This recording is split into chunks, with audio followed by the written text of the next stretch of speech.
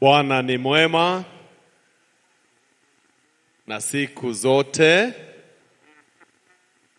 Darnet Event 2025, nuru ya matumaini. Asante sana, karibuni katika mkutano wa siku ya leo ambapo tunaendelea na neno hili la Bwana. Wale mlio hapa ndani mmekaribishwa, walio katika vituo tofauti, vituo mbalimbali pia tunawakaribisha, na tungetaka tuweze kuwatambua mahali pote mlipo katika vituo mbalimbali. Tuna kituo cha mtaa wa Kibaba ambacho pia kipo Kibaba CCM. Kuna watu 45 na wenyeji 15. Tunashukuru ya kwamba mko pamoja nasi. Kuna walio katika mtaa wa Lubaga huko Shinyanga, kituo cha Lubaga ya Mweri, watu 50 ambao wanaofuatilia. Habari hii tumeweza kuletewa na mchungaji Eli Rogers Masha. Na pia tuna hapa Kibiti, kanisa la Bungu SDA. Tuna watu zaidi ya watu 106 wanaohudhuria, kiemo Pastor Mabula. Na pia soko kuu Binga mjini huko Ruvima, zaidi ya watu 70, na stedi kuu ya mabasi Mbinga watu 100, na wakiwemo Pastor Muhunda na wengine walioko hapa mjini Dar es Salaam, kule Arusha, kule Dodoma, Kenya na nchi pia zinazotuzingira. Tunawakaribisha wote katika huduma na somo la siku ya leo. Asanteni sana.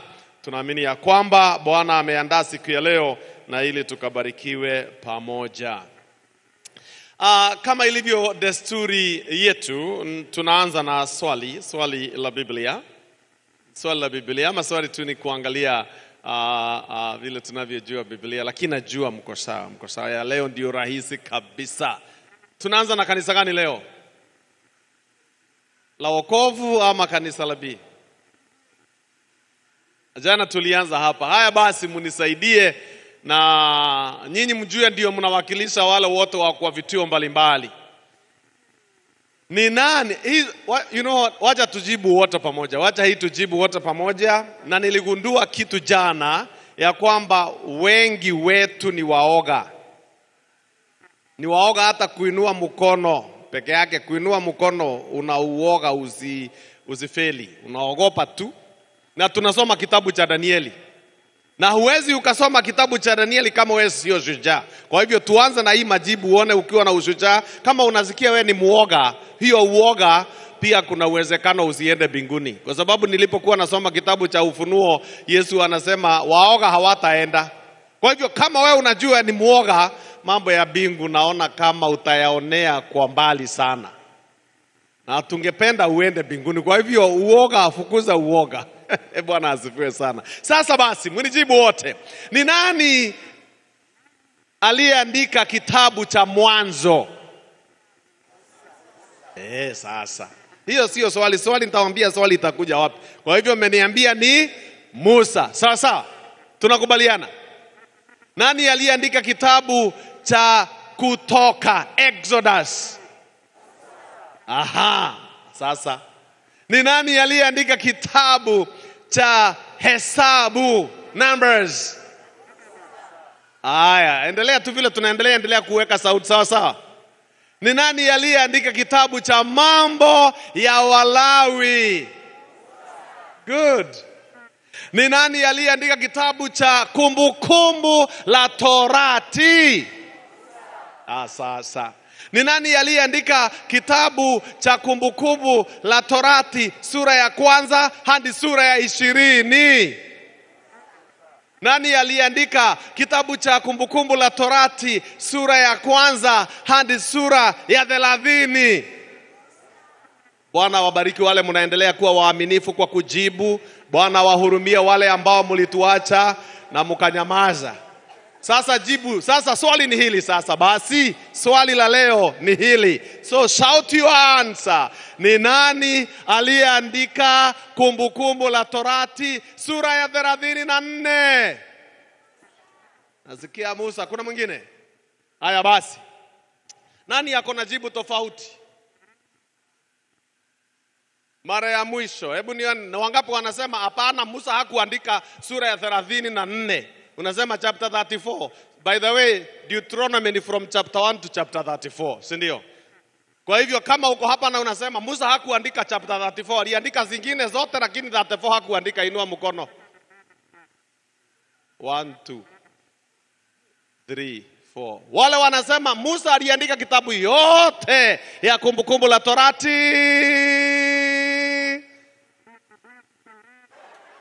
Wale hamuna taarifa wala muktasari, leo ndio mumesikia Kumbukumbu la Torati iko na 34 chapters. Haya, naona wengi tu tumesema Musa aliandika chapter 34. Sasa wacha tusome. Usikilize tu akiandika, usikilize tu vile aliandika. Kwa hivyo hapo ndio swali ya leo iko. Kitabu ni cha Kumbukumbu la Torati, sura yake ni 34. Nataka nisome pale. Nitakusomea tu, wewe kazi yako ni kusikiliza. Mimi nitakusomea tu pole pole. Anasema hivi. Musa akapanda kutoka uwanda wa Moabu. Nani anaandika? Asante. Wewe kazi yako ni kunijibu tu. Bwana asifiwe. Mimi nauliza unajibu. Asante kwa wale mnajibu. Naanza tena. Musa akapanda kutoka uwanda wa Moabu mpaka mlima Nebo hata kilele cha Pisga kukabili Yeriko. Nani anaongea? Musa. Bwana akamuonyesha nchi yote ya Gileadi hata Dani, na Naftali yote ya nchi ya Efraimu na Manase, na nchi yote ya Yuda, mpaka bahari ya magharibu na Negebu, na uwanja wa bonde la Yeriko, mji wa mitende, hata mpaka Soari. Bwana akamwambia, hii ndiyo nchi niliyowaapia Ibrahimu na Isaka na Yakobo, nikisema nitawapa wazao wako. Nani anaandika? Haya, wale amsikii majibu hapa, nasikia Musa, wako. Basi nimekuonyesha kwa macho yako, lakini hutavuka huko. Nani anaandika? Mbona wengine mnaninyamazia kusema ukweli? Wacha tuseme ukweli kabisa. Haya, basi fungu la 5. Basi Musa mtumishi wa Bwana. Nani anaandika? Haya, basi Musa mtumishi wa Bwana akafa huko katika nchi ya Moabu kwa neno la Bwana. Nani anaandika? Musa. Bwana asifiwe. Nasikia wengine nasema ni Musa. Kwa hivyo Musa amekufa, anaandika. Ngojeni. Musa amekufa. Amekufa Musa. Haya, basi Musa alikuwa mtu wa miaka 120. Ndiye anaandika hadithi yake alipokufa. Musa amekufa. Haya, alikuwa miaka 100. Nani aliandika hapo? Joshua. Bwana asifiwe.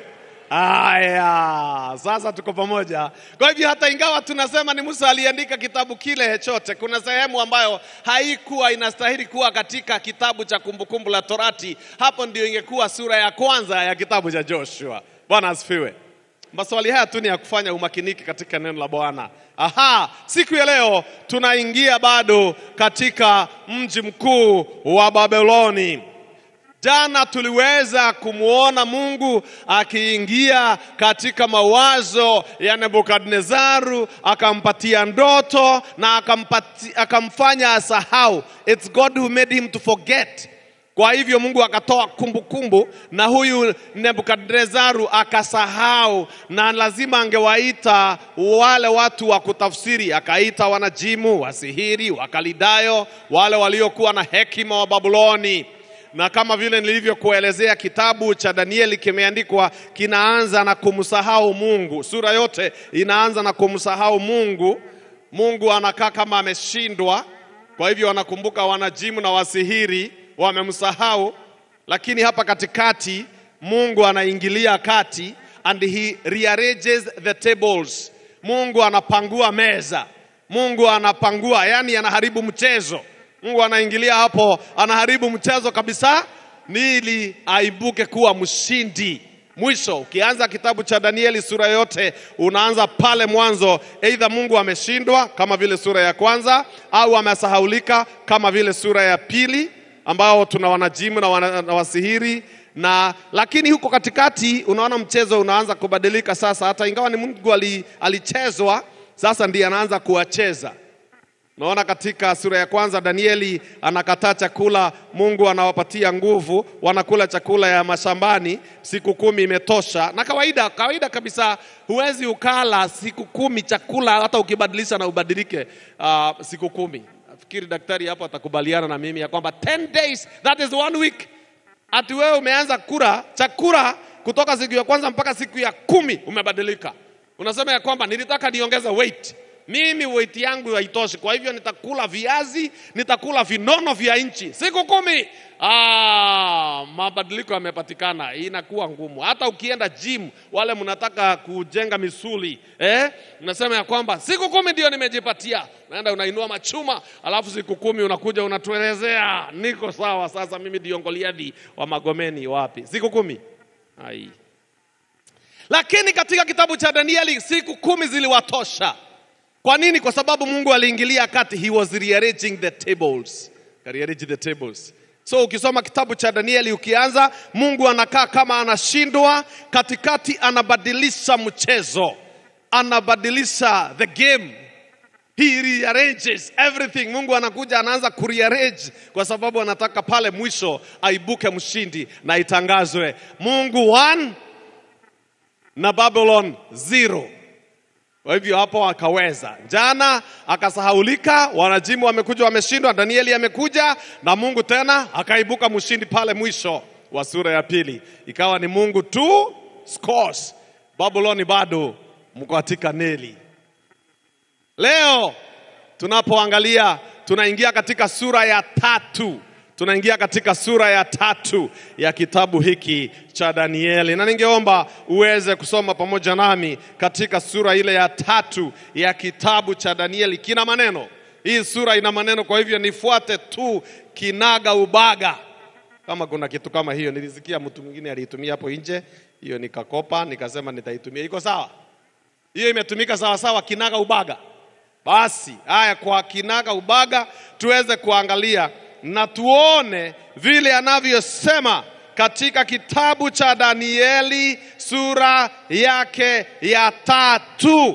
Ni nini kinachoendelea? Mfalme umeota ndoto na Danieli akamuelezea jana, akamwambia, wewe mfalme, ni wewe ambaye uliyeona ndoto, na hiyo ndoto uliyoiona ilikuwa ni sanamu, na huyu sanamu ambaye uliyemuona alikuwa na kichwa cha dhahabu, na alikuwa na kifua cha fedha, na alikuwa na tumbo ya shaba, miguu yake ilikuwa ni miguu ya chuma. Na pia ulipokuwa unaangalia ukaona ya kwamba kuna jiwe ambalo halikuwa limechongwa na mikono ya mwanadamu, na likaja likavunja ile sanamu, na sanamu ikaisha, na hilo jiwe likawa kubwa mno, likaijaza dunia yote. Likaijaza dunia yote. Na alipoangalia basi sura ya 3, neno linasema hivi. Soma nami katika sura ile ya 3. Anasema namna gani? Sura ya 3, tunaposoma pale sura ya 3 anasema, Nebukadneza mfalme alifanya sanamu ya dhahabu ambayo urefu wake ulikuwa ni dhiraa 60 na upana wake dhiraa 6. Akaisimamisha, naomba ushike hilo neno, akaisimamisha katika wada wa Dura katika wilaya ya Babeli. Neno la Mungu linasema ya kwamba mfalme Nebukadnezaru ameweza kuonyeshwa sanamu na Danieli mwenyewe, na alipoonyeshwa hiyo sanamu, hapa kuna kaupepo tunasumbuana, kwa hivyo mtaniwia radhi kidogo nijipange. Niko sawa tu. Aya basi. Good. Sasa neno linasema ya kwamba Nebukadnezaru mfalme ameweza kufanya sanamu, na ile sanamu aliyoifanya aliisimamisha. Alifanya sanamu na akaisimamisha. Tuanze hapo. Mfalme Nebukadnezaru amefanya sanamu kubwa, akaisimamisha. Usizime, wacha zikae. Akaisimamisha sanamu. Narudia tena. Mfalme Nebukadnezaru aliifanya sanamu kisha akaisimamisha. Katika sura ya 2 Mungu alimpatia mfalme ndoto, na ile ndoto ilipokuja kutafsiriwa na Danieli, neno la Mungu linasema katika sura ya 2 fungu la 31, wewe mfalme uliona na tazama sanamu kubwa sana. Sanamu hii iliyokuwa kubwa sana na mwangaza wake mwingi sana ilisimama mbele yako. Neno la Mungu linasema ya kwamba wakati Mungu alipompatia Nebukadnezaru ile ndoto, alimpatia sanamu katika ndoto. Akaona sanamu imesimama mbele yake katika ndoto. Alipoamka na Danieli akamuonyesha hilo ndoto lake, na akasikia yeye ndiye kichwa cha dhahabu, na baada yake kutatoka ufalme mwingine ambao ni kifua cha fedha na tumbo la shaba na miguu ya chuma na vidole vya miguu ambao ni chuma na udongo imechanganyana. Aliposikia hiyo ndio description, au hivyo ndivyo Mungu alikuwa ametengeneza, yeye sasa katika mawazo yake akiwa timamu akatengeneza mfano wake mwenyewe. Akatengeneza sanamu na akaisimamisha. Mungu alimuonyesha ufalme ambao umesimama lakini ulivunjwa. Sasa katika hali yake ya utimamu akatengeneza sanamu yake mwenyewe na akaisimamisha katika uwanja wa Dura. Hiyo peke yake inakuonyesha ya kwamba Nebukadnezaru amedeclare war na Mungu wa mbinguni. Ulisimamisha sanamu yako lakini ulifanya makosa. Yako haikuwa sawa. Ilikuwa ni chuma zimechanganya. Ulikuwa na dhahabu, ulikuwa na fedha, ulikuwa na shaba, ulikuwa na chuma, ulikuwa na udongo. Yangu ni dhahabu kutoka juu mpaka chini, dhiraa 60, upana 6. Akasema hiyo ndiyo sanamu ambayo inastahili kuwa. Kwa hivyo hapo Mungu nitakusaidia kutengeneza sanamu. Na Biblia inasema ya kwamba akausimamisha katika uwanja wa Dura. Sikiza. Katika wilaya ya Babeli. Ndipo Nebukadneza akatuma watu kuwakusanya maamiri na manaibu na maliwali na makathi na watunza hazina na mawaziri na mawakili na wakuu wa wilaya zote ili wahudhurie wakati wa kuizindua ile sanamu mfalme Nebukadnezaru aliyoisimamisha. Sikia, ukiona Biblia unapoisoma inarudia jambo, elewa ya kwamba kuna jambo.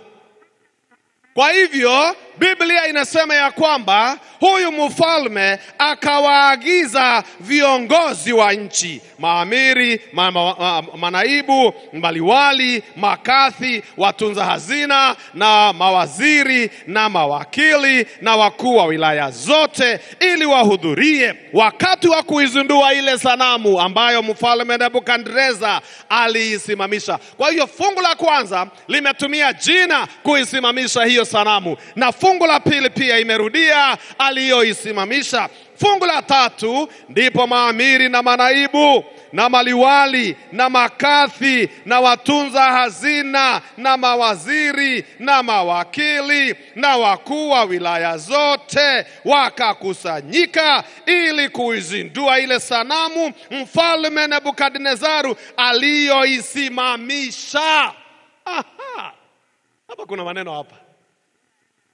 Tena fungu la 3 limerudia hilo jina la kuisimamisha. Tena anaendelea, wakasimama na mbele ya ile sanamu mfalme Nebukadreza aliyoisimamisha. Anaendelea fungu la 4. Ndipo mpiga mbio akapiga kelele akisema, enyi watu wa kabila zote na taifa na lugha, mumeamriwa hivi: wakati mtakaposikia sauti ya panda na filimbi na kinubi na zeze na santuri na zomari na namna zote za ngoma, lazima kuanguka na kuiabudu sanamu ya dhahabu mfalme Nebukadreza aliyoisimamisha. Mtakaposikia nini? Mtakaposikia panda, naomba uhesabu uniambie ni ngapi utasikia. Panda na filimbi na kinubi na zeze na santuri na zomari. Ni ngapi? 6. Ile sanamu ina urefu wa 60, upana wa 6 na instrumenti 6. Hello?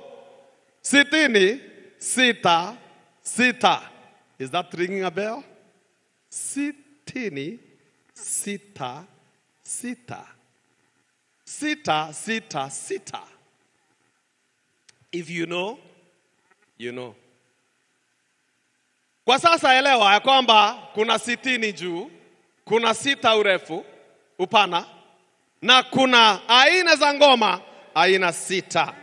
Biblia inasema ya kwamba na namna zote za ngoma lazima kuanguka na kuiabudu sanamu ya dhahabu mfalme Nebukadreza aliyoisimamisha. Na kila mtu asiyeanguka na kuabudu atatupwa saa hiyo hiyo katika tanuru ya moto uwakao. Basi wakati huo watu wa kabila zote waliposikia sauti ya panda na filimbi na vinumbi na zeze na santuri na zomari na namna zote za ngoma, watu wote wa mataifa na lugha wakaanguka wakaiabudu ile sanamu mfalme Nebukadreza aliyoisimamisha. Neno la Mungu linaporudia jambo hili linatufundisha ya kwamba huyu mfalme Nebukadreza mwenyewe, hata ingawa Danieli alimuelezea, yeye mwenyewe amejitolea kupigana na Mungu wa mbinguni. Mungu alisema sanamu itavunjwa na itaangushwa, lakini mfalme Nebukadreza akasimamisha. Kuna viongozi wametokea duniani ambao hupenda kufanya kinyume cha Mungu mwenyewe, wakiongozwa na yule mwovu ambaye ni Shetani. Chochote ambacho Mungu alianzisha, Shetani analeta kitu tunaita counterfeit, ili aweze kudhoofisha kila Mungu aliweka.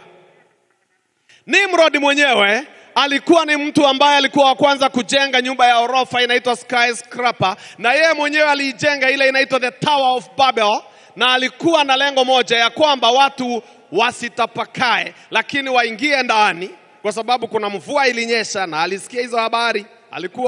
Kwa hivyo alikuja kuambiwa habari hizi, maana si kitambo sana, na akaona Mungu anaweza tena fikiria kutumaliza na kutuangamiza kwa maji.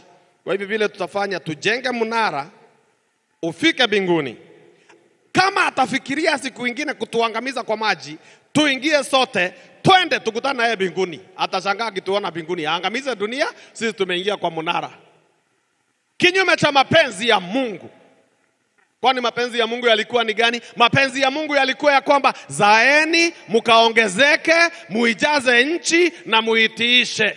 Naye Nimrodi akasema zaeni muongezeke, muijaze mnara na muishi huko. Kinyume cha mapenzi ya Mungu, counterfeit.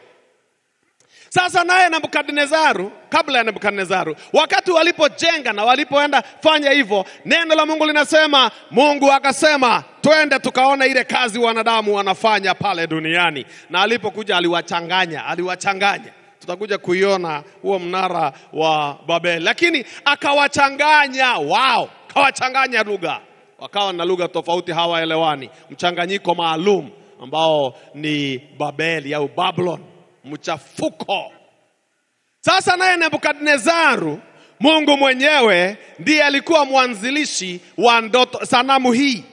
Kwa hivyo alimpatia katika ndoto, akamuonyesha sanamu. Lengo kubwa la Mungu kumuonyesha sanamu ilikuwa ni kumuonyesha ya kwamba falme za dunia ni za muda tu, lakini kuna ufalme utakao kuja tu. Akamwambia kwamba falme za dunia si moja itakayotawala, falme zitakuja na zitapita, lakini kuna ufalme mmoja hautapita.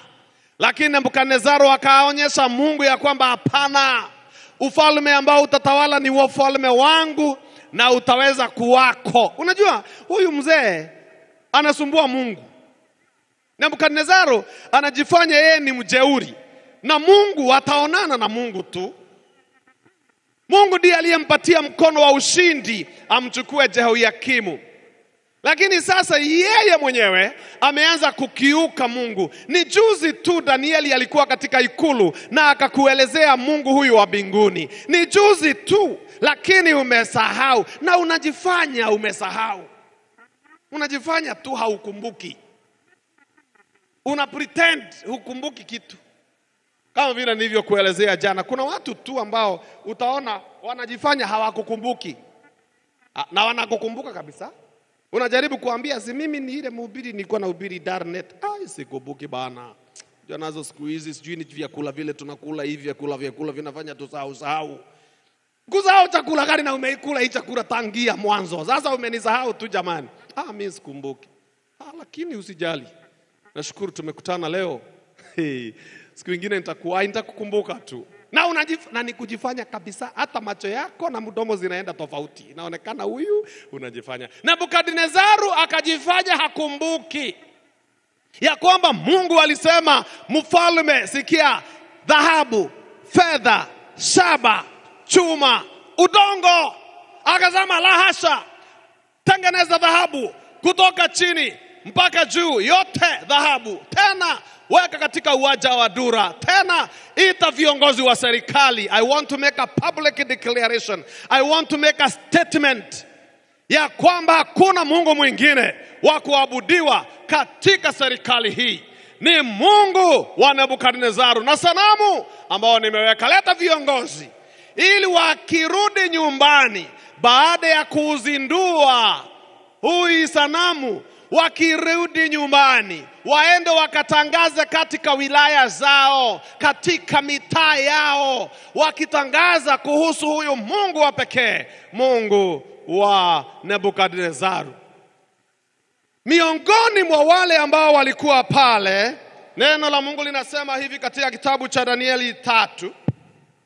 Anasema hivi katika fungu la 8 ya kwamba basi baadhi ya Wakalindayo wakakaribia, wakaleta ndipo mbio ikapiga kelele. Fungu la 4. Ndipo mpiga mbio akapiga kelele akisema, enyi watu wa kabila zote na taifa na lugha, mumeamiriwa hivi, wakati mtakaposikia sauti ya panda na filimbi na kinubi na zeze na santuri na zomari na namna zote za ngoma, lazima kuanguka na kuiabudu sanamu ya dhahabu mfalme Nebukadneza aliyoisimamisha. Na kila mtu asianguka na kuiabudu atatupwa saa hiyo hiyo katika tanuru la moto uwakao. Basi wakati huo watu wa kabila zote walipoisikia sauti ya panda na filipi na kinumbi na zeze na santuri na zomari na namna zote za ngoma, watu wote na mataifa na lugha wakaanguka wakaiabudu ile sanamu mfalme Nebukadneza aliyoisimamisha. Fungu la 8. Basi baadhi ya Wakaldayo wakakaribia, wakaleta mashitaka juu ya Wayahudi, wakajibu wakamwambia mfalme Nebukadneza, mfalme uishi milele. wewe mfalme ulitoa amri ya kinumbi na zeze na santuri na zomari na namna zote za ngoma, ni lazima aanguke na kuiabudu ile sanamu ya dhahabu. Na kila mmoja asiyeanguka na kuabudu atatupwa katika tanuru la moto uwakao. Lakini sasa tuna hitilafu kidogo mfalme, ya kwamba wako Wayahudi kadha wa kadha ulioweka juu ya mambo ya wilaya ya Babeli. Na hawa, to be precise, ni Shadraka, Mishaki na Abednego. Watu hawa, mfalme, hawakukujali wewe, hawaitumiki miungu yako wala kuiabudu ile sanamu ya dhahabu ulioisimamisha. Basi Nebukadreza akatoa amri kwa hasira ya ghadhabu, waletwe hao Shadraka, Mishaki na Abednego. Basi wakawaleta watu hawa mbele ya mfalme. Nebukadreza akawaambia, enyi Shadraka, Mishaki na Abednego, ni kwa makusudi hata hamtumikii Mungu wangu wala kuisujudia sanamu ya dhahabu niliyoisimamisha? Kama vile nimekwambia, kitabu cha Danieli vile kimeandikwa, sura ikianza Mungu hukaa kama anashindwa. Nebukadreza alionyesha umaarufu wake wa kusimamisha sanamu, lakini kadiri unavyoendelea naye Mungu anapenya pole pole, sababu Mungu lazima atabadilisha hii game. Hii game lazima ibadilishwe. Na sasa Mungu ameanza kuibadilisha. Hawa vijana wamesimama tu. Na unajua, wakati hawa vijana walipokuwa pale, Shadraka, Mishaki na Abednego, watu walijua hawa vijana hawatasimama, hawataanguka. Walijua tu. They knew for sure these boys hawataweza kuanguka. Na ndio sababu hata walipoanguka lazima wangegeuka, wapinduka, waangalie kama wale vijana wako chini. Na sure enough, wakaona wale vijana wamebaki wamesimama, hawakutingika. Wakatoka pale, wakakimbia kwa mfalme Nebukadreza. Unajua wale watu wa mdomo, kuna watu ukimbiza maneno, hawajatumwa na mtu, lakini wanapenda kukimbiza maneno. Hawa wazee wamekimbia, wakaambia mfalme uishi milele. Sasa kuna shida kidogo. Wewe ulituambia tukisikia hii sauti zote za vipasa sauti, sisi wote tuanguke chini. Na ndivyo tulivyofanya mfalme, kwa uaminifu.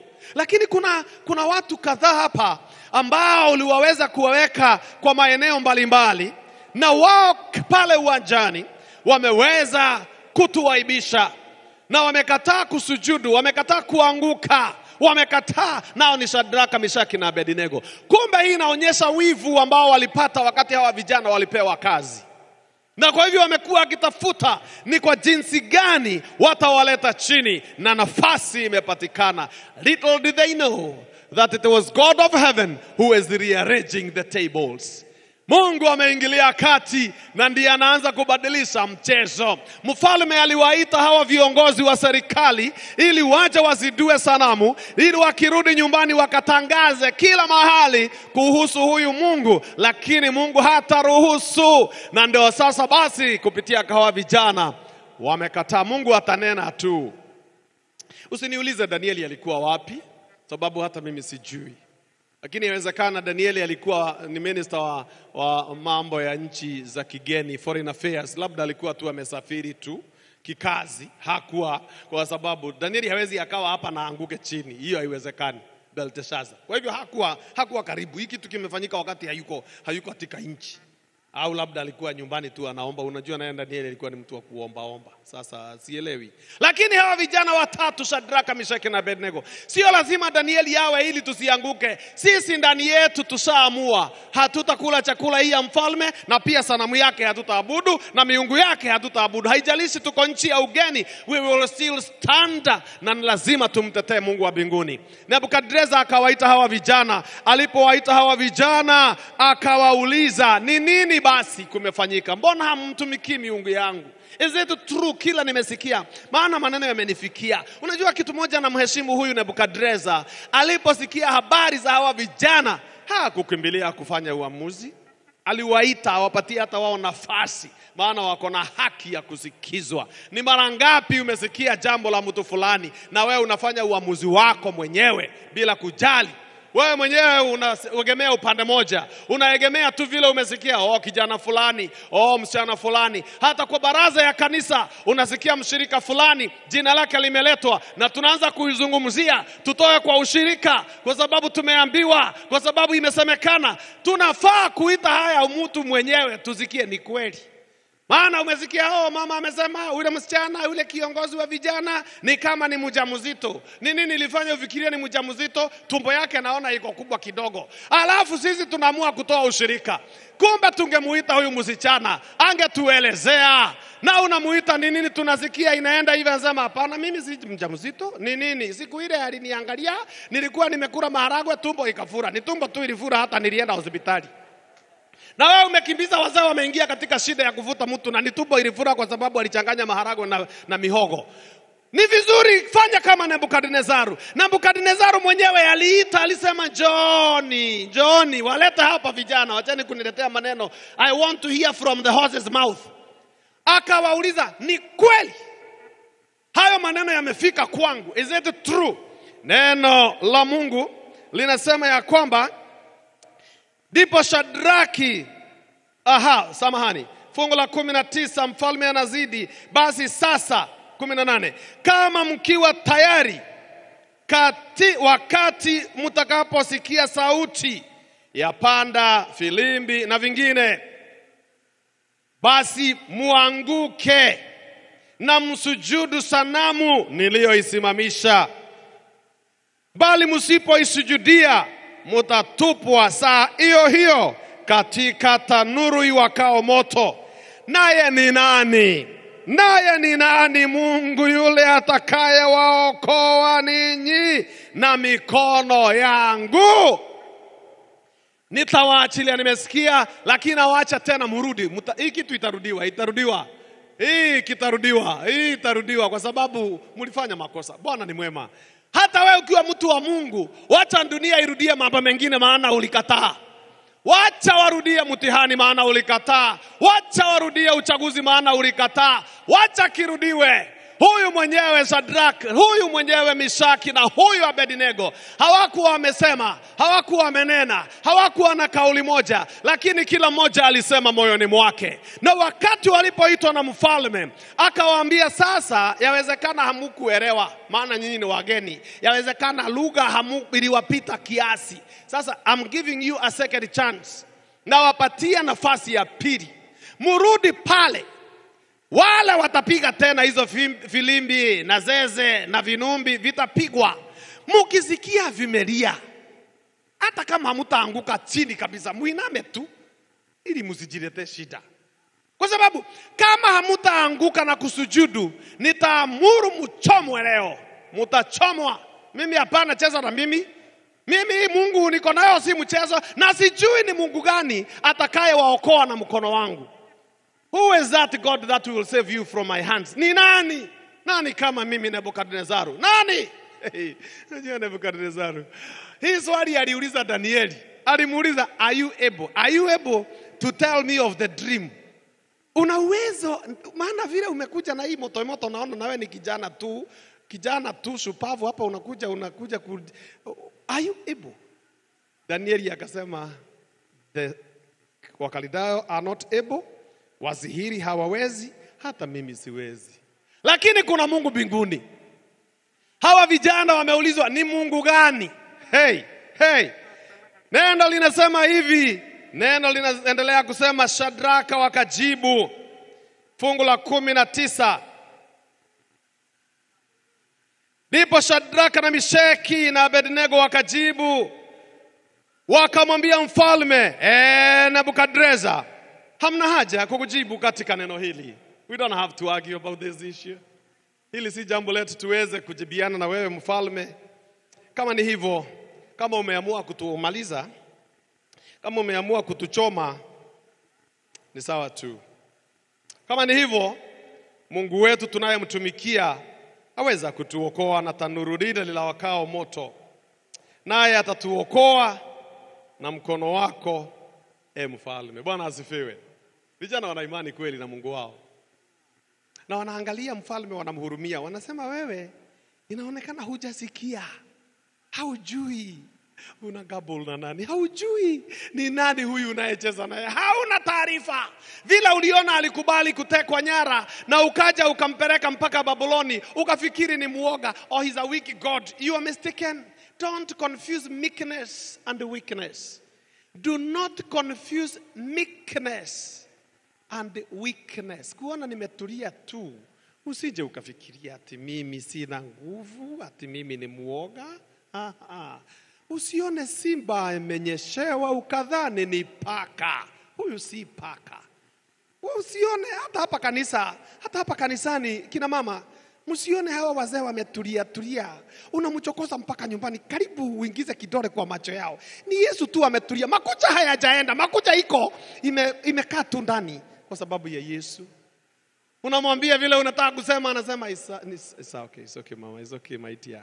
Lakini ndani anasikia kama hiyo ume wake ikiamuka, hata wewe unaelewa huyu mwanaume ni Yesu amekushikilia tu hivyo kidogo. Akiachiliwa na Yesu, si unamkumbuka. Si unakumbuka kabla hajamkubali Yesu vile alikuwa ni nani? Hajaenda mbinguni, ni yule. Ni neno limeweza. Ni vile amesoma neno akatulia tu. Anatulia tu. Ni yule, usichanganyishiwe. Usifikiri simba amenyeshewa ni paka. Neno la Mungu linasema ya kwamba Shadraka wakamwambia mfalme, sisi hatuna wakati wa kujibiana na wewe. That is a very mediocre thing. It's a very trivial. Kitu kidogo sana sisi kujibiana na wewe. Kile tunataka ujue ni kwamba sisi tunaamini Mungu wa mbinguni. Na huyu Mungu atatuokoa kutoka kwa tanuru lako la moto. Atatuokoa kutoka kwa mkono wako. Nebukadneza. Lakini akaendelea fungu la 18, bali kama si hivyo, ujue mfalme ya kuwa sisi hatukubali kukuitumikia miungu yako wala kuisujudia hiyo sanamu ya dhahabu uliyoisimamisha. I like that text, verse 18. Anasema, but let it be known unto you. Mfalme, sisi tuna Mungu na atatuokoa. Lakini kama leo ameamua hata tuokoa, sisi wenyewe hatuko tayari kuabudu hiyo sanamu yako. Hatuko tayari. Neno la Mungu fungu la 19 linasema ya kwamba ndipo Nebukadneza akajaa ghadhabu na sura ya uso wake ikabadilika juu ya Shadraka, Meshaki na Abednego. Basi akatoa amri watie moto ile tanuru mara 7 kuliko desturi yake ya kutiwa moto. Kisha akawaamuru baadhi ya watu mashujaa wa jeshi lake kuwafunga Shadraka, Meshaki na Abednego na kuwatupa katika ile tanuru iliyokuwa ikiwaka moto. Neno la Mungu linasema huyu Nebukadnezaru kwa ghadhabu amesema hawa vijana lazima wachomwe, na wataelewa Mungu ni nani. Wataelewa mimi ni nani. Hiyo tanuru inawaka, sawa, ongeza mara ngapi? Mara 7. Ati sasa huyu amekasirika. Yaani Nebukadnezaru amefika mwisho. Hiyo sasa 7 ni kufika mwisho. Hata vijana walicheka. Ati mara 7. Hebu nikuulize msikilizaji wangu, hawa vijana walipotestiwa, walipofanyiwa interview, walionekana ni wao ni wangwana au wana hekima mara ngapi? Mara 10. Na mfalme ameongeza moto mara ngapi? Hata wewe hata kama hujui hesabu, 7 na 10 ni gani itameza ingine? Kwa hivyo hapo tu wakajua baba umejimaliza. Sisi we are 10 times more kuliko hiyo moto yako. Na wao wameamua Mungu atawaokoa. Kama hatawaokoa hawako tayari, watasimamia imani yao. Na wanaangalia moto iko hapo. Si ati wanaambiwa watachomwa kesho. Moto iko hapo. Na wakasikia itaongezwa mara 7 na hawakubadilisha. Nikuulize swali, ingekuwa ni wewe, bado ungeendelea kushikilia ya kwamba hautaabudu? Au ungesema wacha hili unajua hata Biblia inasema lazima uwe mtu mwenye hekima kama nyoka na uwe hauna ubaya, mpole kama jiwa. Kwa hivyo tuabudu tu ili tukitoka hapa tutaenda kuomba msamaha kwa Mungu. Hata yeye anaelewa. Mungu anaelewa hizi ni nyakati nzito sana. Mungu anaelewa economy si nzuri tu. anaelewa. Mungu anajua. Unajua uzuri wa Mungu wetu, anafahamu. Kwa hivyo mtatuia radhi. Naomba msamaha mchungaji, lakini lazima hiyo deal lazima ningeimaliza hiyo deal. Shadrach, Meshach na Abednego, moto itawaka. Neno linasema wakafungwa na wale ambao walikuwa na nguvu katika jeshi la huyu mfalme Nebukadneza. Walipofungwa, Biblia inasema wakatupwa katikati ya ile tanuru iliyokuwa ikiwaka moto. Basi kwa sababu ya amri ya mfalme ilikuwa ni kali, na ile tanuru ilikuwa na moto mkali, mwako au ulimi wa moto, ndimi za moto au joto mwako wa ule moto ukawaua wale watu waliowashika Shadraka, Meshaki na Abednego. Basi Mungu ameanza kubadilisha mchezo. Wametupwa katikati ya tanuru. Hapa kwa mdomo ya tanuru kuna joto tu ilichomoka ikawamaliza wale waliowatupa, na hawa vijana wakaingia ndani. Na Biblia inasema walipotupwa ndani, hawa vijana wakaanguka. Hiyo ni fungu la 23. Wakaanguka ndani. Wakarushwa katikati ya tanuru, wakaanguka. Tafadhali fuata hiyo. Wakaanguka. Maana waliangushwa na viongozi hawa na wanajeshi hawa. Wakaangushwa katikati ya tanuru ya moto. Hivyo ndivyo shetani hufanya kila wakati. Anakushika, anakukamata, anakuangusha katikati ya shida na majaribu. He makes sure ya kwamba hautasimama. Wakaangushwa hao vijana, na tena hali wamefungwa katikati ya ile tanuru iliyokuwa inawaka moto. Ndipo Nebukadneza akastaajabu, akainuka kwa haraka, akanena akawaambia mawaziri wake, je, hatukutupa watu watatu hali wamefungwa katikati ya moto? Wakajibu wakamwambia mfalme, kweli mfalme. Akajibu akasema, tazama, mimi naona watu 4 nao wamefunguliwa, wanatembea katikati ya moto hali hawana dhara, na sura yake yule wa 4 ni mfano wa mwana wa miungu. Bwana asifiwe. Mchezo unabadilika. Mungu ako karibu kuwin. Tunaendelea, hizo inaitangwa injury time. Lazima wakati umeongeza, na mtangazaji anasema hakika hii uwanja vile mchezo unavyoendelea inaonekana ya kwamba Babeli wana rules, Babeli wanapoteza, lakini Mungu inaonekana bado atafunga bao hapa. Bwana anafunga bao. Mpira basi kwa Shadraki, mpira basi kwa Meshaki na Abednego, na wanaendelea. Wamesimama, walikuwa wamefungwa. Mfalme akasimama kwa haraka na akauliza, si tulitupa watatu? Hata yeye amechanganyikiwa. Mfalme haoni kuna wanajeshi wamekufa hapa. Hapo sio wakati wa kuafikiria. Hapa ndani kuna maneno. Hemu angalieni nyinyi wote. Sijui mimi napoteza fahamu, sielewi, lakini tulipotupa watatu, ndio, lakini na walikuwa wamefungwa na tuliwaangusha chini. Mbona basi wanatembea hapo ndani ya moto? Nini kinachoendelea? Tena wamefunguliwa na wako na mwingine 4, na ni kama wanaenjoy kuwa pale kwa moto, wanatembea. Bwana asifiwe sana.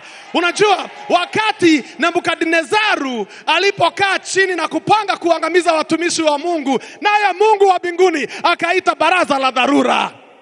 Akaita haraka, I need the excom. Nataka excom wakuje haraka. Roho Mtakatifu na Yesu akakusanyika pale, na Baba akasema ya kwamba sasa pale duniani Babeli kuna hali ya hatari. Wale tuliowatuma mambalozi wa karibu kuangamizwa katika tanuru la moto. Tunahitaji mmoja aende akawaokoe. Na nafikiri hata malaika Gabrieli alikuwa pale, na akajitokeza akasema, mimi nitaenda tena kwa mwendo wa kasi. Akaulizwa, utachukua muda gani? Akasema, sekunde moja nitakuwa pale kwa moto. Akaambiwa, pana, huwezi ukaenda. 1 second is too long. Yesu akajitolea akasema, mimi nitaenda kuwaokoa wale vijana wetu 3. Na neno linasema ya kwamba basi Yesu alipoulizwa, akaulizwa, wewe utachukua muda gani? Akasema, I am already in the fire. Niko ndani ya moto. Mimi sichukui muda, mimi ninawagojea kwa moto. Rafiki msikilizaji, wakati unaposikia unaenda kwa hatari, usiogope. Kama ni kwa sababu ya neno la Bwana, enenda huko kwa sababu alikutangulia mbele. Anasema, nilikutangulia kwa shida, nilikutangulia kwa njaa, nilikutangulia kwa matatizo. Niko pale, usiniaibishe. Hebu imagine kama wangekataa, kama wangeogopa. Neno linasema walipoingia pale ndani, basi wamesimama. Walirushwa wakaangushwa, sasa wamesimama. Walirushwa wamefungwa, wamefunguliwa. Walirushwa wachomeke, moto haumafanyi madhara yoyote. Na wanaongea na Yesu. Na Yesu anawaambia kwamba mambo iko sawa. Kule tunawangojea bado. Msijali, tulijua tu hiki kitafanyika. Na nimetumwa na salamu na Baba. Baba ameniambia nije niwasalimie. Hata Enoko tulikuwa naye asubuhi leo, kaniambia nikija niwasalimie. Tungekuja wote lakini nikasema mimi natosha. Yesu atosha. Bwana asifiwe. Neno la Mungu linasema ya kwamba basi huyu mfalme alipoona kile kimeendelea ndani, akanena akasema, enyi Shadraki na Mishaki na Abednego, watumishi wa Mungu aliye juu, tokeni mje huku. Ndipo Shadraki na Mishaki na Abednego wakatoka katika ule moto, na maamiri na manaibu na waliwali na mawaziri waliokuwa wamekusanyika pamoja, wakawaona watu hao ya kuwa ule moto ulikuwa hauna nguvu juu ya miili yao, wala nywele za vichwa vyao hazikuteketea, wala suruali zao hazikubadilika, wala harufu ya moto haikuwapata hata kidogo. Akawaambia Shadraka, Meshaki na Abednego, tokeni. Na vijana wangu wakatoka majestically, hawana haraka. Walirushwa, sasa ndio wanajitoa. Walikuwa wamefungwa wakirushwa, sasa wako huru. Kwa sababu hauwezi ukaenda kwa Yesu na ubaki ukiwa umefungwa, na hauwezi ukaenda kwa Yesu na ubaki ukiwa chini. Lazima utainuka, lazima utaambia watu nina ushuhuda. Hata nyinyi mnajua last year nilikuwa chini, lakini nilipokutana na huyu mwana wa seremala nimesimama. Bwana asifiwe sana. Yaani hauwezi ukakutana na Yesu na uendelee kuwa the same. It cannot happen. Anakutana na mwanamke ambaye she is a sinner na anambadilisha anakuwa a saint, ni mhubiri. A prostitute is changed to a preacher.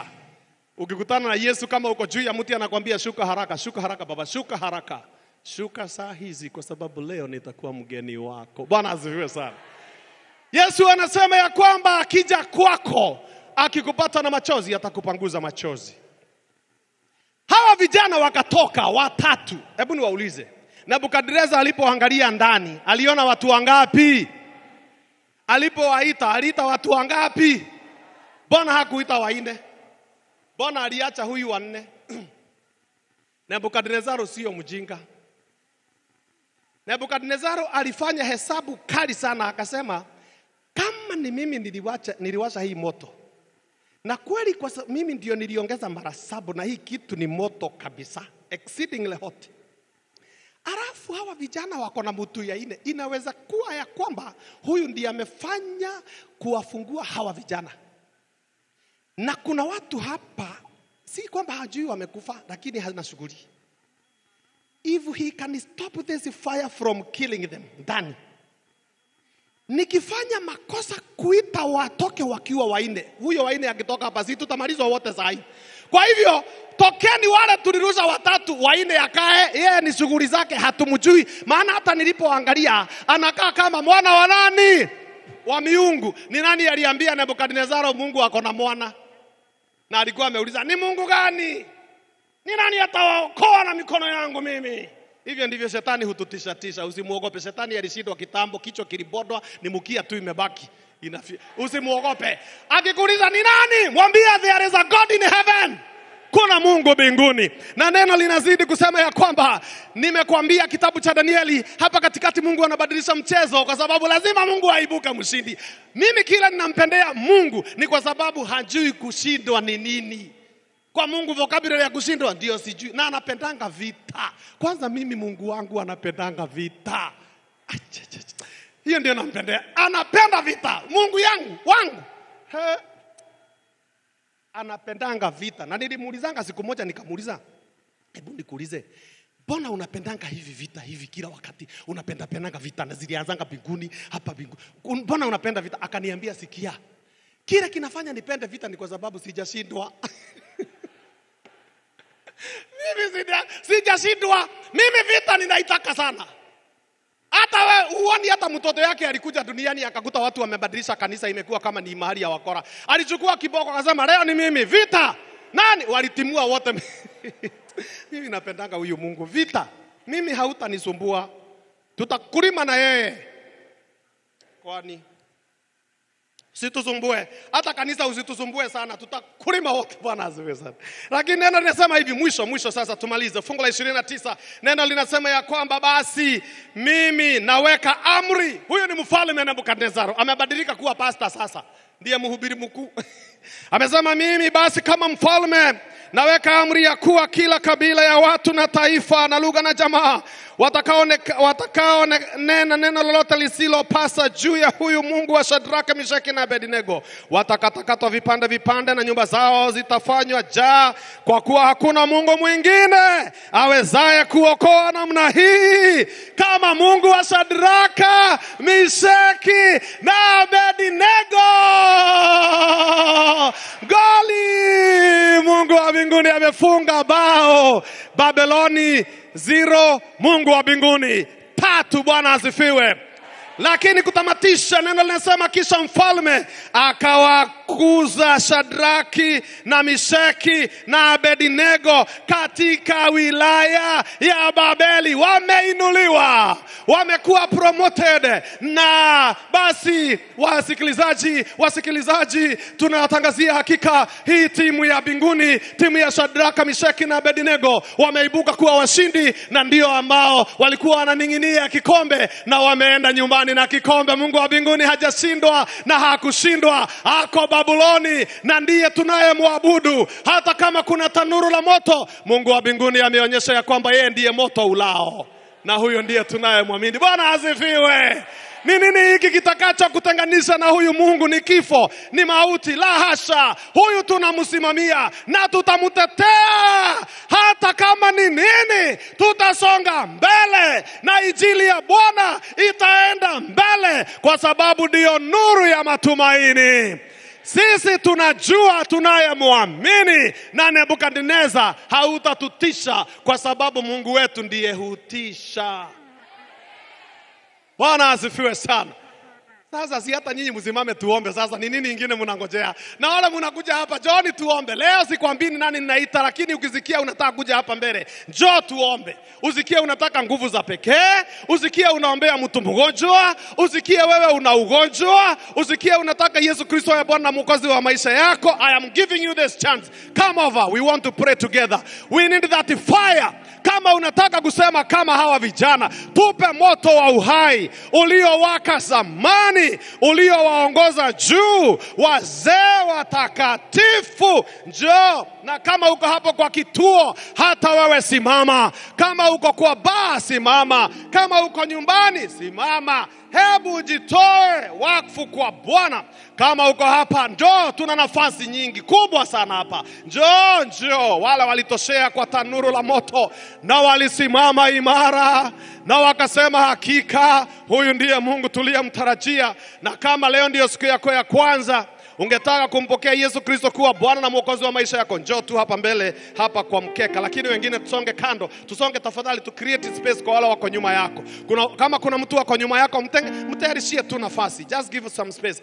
Kama ungeomba wewe uweze kubatizwa, usikia kwamba mimi naomba nibatizwe, niandaliwe kurudi kwa Yesu Kristo, njoo hapa mbele. Njoo mbele, tutaomba pamoja. Njoo hapa kwa madhabahu, kwa sababu Yesu hakika anakuhitaji.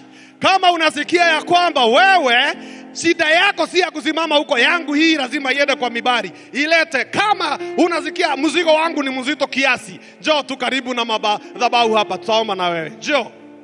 Njoo tu, usiogope. Njoo. Inategemea roho yako. Unajua maisha yako, labda kwako nyumbani ni moto, lakini unataka kukaribisha moto wa Yesu kwako. Njoo hapa ujiunge na wengine ili tuweze kuomba na wewe pamoja. Hawa walikuwa ni vijana ambao walifanya mfalme abadilishe mawazo, na hata wewe unaweza. Na ninataka niwaambie hivi, tutakapofika kitabu cha Ufunuo 13, utakuja kuona jambo hili likijirudia. Wakati shida zile ziko mbele yetu zitajirudia, lakini sisi tunataka tuwe tayari. Hawa vijana Shadraki, Meshaki na Abednego hawakujiandaa kule Babeli. They were already ready. Kabla hawajapelekwa kule, walikuwa tayari. Je, na wewe? Nani mwingine amebaki? Sekunde 2 uje ili tuweze kuomba.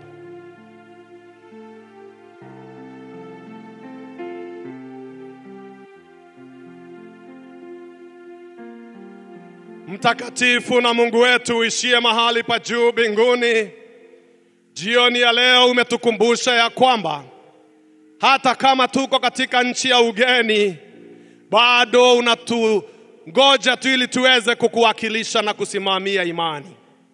Kama vile Shadrach, Meshaki na Abednego walivyojikuta katikati ya umati wa watu na viongozi wa serikali na hata mfalme mwenyewe, lakini hawakukiuka imani yao wala kuogopa, walisimama imara. Nasi jioni ya leo tunaomba utuwezeshe kusimama imara na kuisimamia imani. Miongoni mwetu kuna wale wanaomba uingie katika roho zao. Kuna wale wanaomba mizigo ni mizito, wangeomba uwatatulie mizigo yao na matatizo yao. Hawa wote nimewaleta mikononi mwako. Wengine wanaugua, nimewaleta mikononi mwako. Wengine wako mbali na wananitazama wakiwa mbali. Unawajua kwa majina, unawaelewa kule wametoka. Kila mmoja nimemleta mikononi mwako Bwana. Na wale wanaojiandaa kwa sababu ya ubatizo, naomba ya kwamba hakika ukawaandae roho zao. Wale wako hapa ndani na wale wako mbali, ukawakumbuke wote. Wakati utakapowadia, sote tuondoke na kuelekea manyumbani. Tutamejikabidhi mikononi mwako tukiomba usafiri mwema, na tukijua uko pamoja nasi sasa na hata milele. Hadi siku ya kesho tumejiachilia mikononi mwako, katika jina la Yesu Kristo aliye Bwana na mwombezi wetu tumeomba na kuamini. Amen, amen. Bwana aweze kuwabariki na muende na amani ya Bwana.